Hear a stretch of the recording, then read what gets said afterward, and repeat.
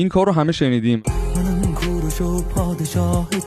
ولی بیایم فرض کنیم که اگه قرار بود تیتراژ سریال کوروش کبیر باشه، ما که نداریم، ولی خب حالا اگر قرار بود باشه چه شکلی میشد؟ آوای کور میخوایم توی کارمون؟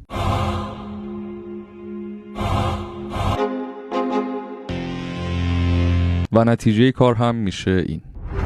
منم کوروش، شاه جهان.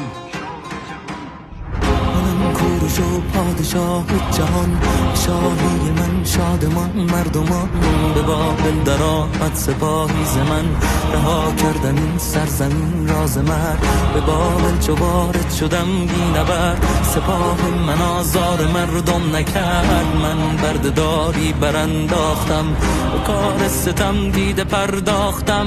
کسی را نباشد به کس برتری، برابر بود مسگر و لشکری. پرستش به فرمانم آزاد شد، ما به دگر بار آباد شد. به دستور من صلح شد برقرار،